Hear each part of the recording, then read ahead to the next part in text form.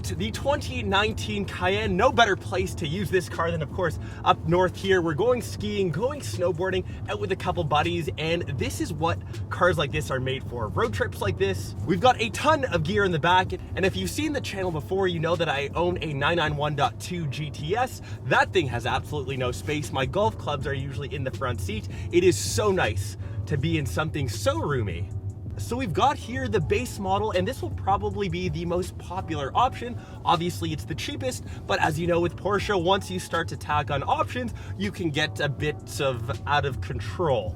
This guy starts at 65 grand, 75K if you're here in Canada. This very model has $25,000 of options to tack it right over the $100,000 mark. What do you get with that? And let's start with, of course, performance. It's a Porsche. This thing handles like a dream. If you've ever driven an SUV before, they're big, they're clunky, but when you're in this guy, it handles almost like a sports car. I know I might be a bit biased. I do drive a 911, which is probably one of the better handling sports cars out there, but if you're coming from any other SUV, this thing just sticks to the pavement. So underneath the hood, you are getting a V6 335 horsepower, 332 pound-feet of torque, and for a base model, especially when you compare that to the Macan, which is only a 4-cylinder coming from the Volkswagens, this guy is quick. It's got a lot of power. You snap your foot onto the gas, and there is maybe the slightest hint to half a second of lag, and then you are zooming along onto the road. This guy comes with an 8-speed Tiptronic, and when you want to have it in sport mode, when you are using the paddle shifters, I find that the gear shifts aren't perhaps as quick. It almost slouches a bit. I would honestly just keep this guy in automatic, let the car do the work for you, and I think most people that grab a base Cayenne will be doing that, and it works perfectly fine. 0 to 60, 6.1 seconds. We do have the Sport Chrono package. You're looking at 5.9 seconds, and that is no slouch for a car this big. And talking about the size, it is so nice to have all this room. I'm used to having a very small sports car. I've driven the Macan Turbo before. Those things are smaller, they're more planted, but if you do need to haul around the 2-3 kids, maybe the dog in the back seat, just like we've got going for this weekend, hauling around all the snowboards, all the ski equipment, it's so handy to have.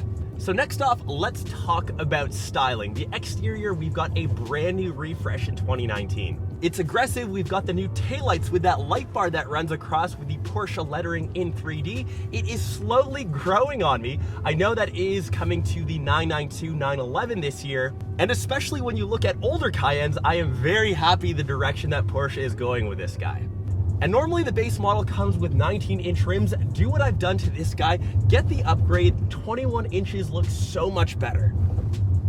And even though this guy has the premium package with a couple creature comforts like, say, lane assist, it's got the 14-way seats, I would say spend the money on the sports exhaust. We've already got the Sport Chrono because the exhaust sound, it could be slightly better, especially when you switch it down, say pump it back down to second.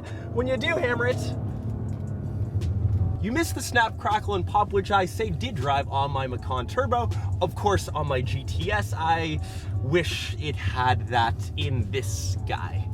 So that is the performance and exterior. Let's get to the interior, but hold on one sec, guys. Gotta show this to you. This would only, of course, happen in this video. We've got a little guest.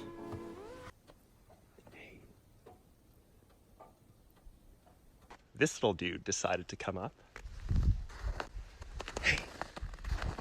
Hey. Hey. Hey there. Oh, maybe he wants to eat my iPhone. That was really cool, but getting back to the interior, this is where everything receives that brand new refresh that we initially saw in the Panamera, now coming of course to the 992 this year. This is the updated future of Porsche. The first thing that you'll probably see, and for any of you techies, you will love this, it looks like they've stuck an LG ultra wide. We now have a full touch display across the main panel. And from there, you can check out navigation, media, everything going on in the car, change the climate. And of course, we now have the updated dash where the shifter is. And I know a lot of people gave the old Macans, the old Panameras flack. There were a lot of buttons, and now it's a lot of soft touch buttons, but I still kind of miss what we had before. It almost seems like there's too much extra space. Perhaps too many fingerprints will accumulate. But I find the strangest button, which is all the way up here, which helps you control what's going on in the display. It's just a bit too far. I feel like I'm reaching over the shifter. I don't know, just the placement doesn't seem right. I would have preferred a little console like, say, BMWs have closer to the back. To the dash in between the wheel, I am so happy they have kept an analog speedometer. Just like on the new 992, I think you have to have that in a Porsche. Along the left and right hand side, those are digital, and you can change to your heart's content using the controls on the steering wheel, very similar to, say, my 991.2 GTS. Love Porsche steering wheels. They kind of know what they're doing, and since this does have sports chrono, we can switch between sport, sport plus, or an individual option. I normally have mine though in sport, just to hold the gears a tad bit longer. Along the panels here, we've got piano black inserts. Personally, I would go more aluminum to break up the black leather and obviously to protect against those fingerprints.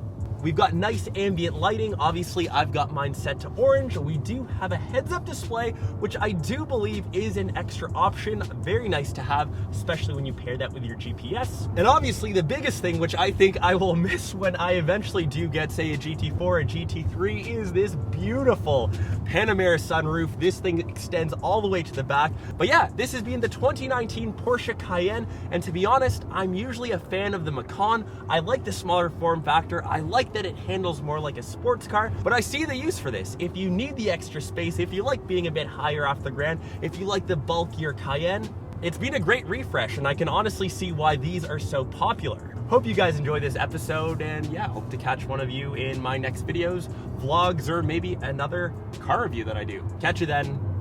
Peace. Oh, that feels good.